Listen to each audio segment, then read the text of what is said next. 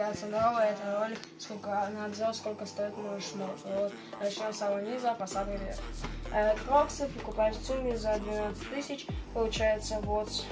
А штаны, вы считаете, что это сразу костюм, покупаю 48 690 в магазине Виктория, популярным. Телефон 128 тысяч, iPhone 14 Pro Max.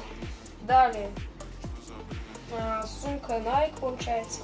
Ну, будем считать, что сначала кепка, 4800, тоже в ЦУМе. Это тоже в ЦУМе, получается, Nike оригинала, сумка, получается. И вот вроде все. Сережка еще.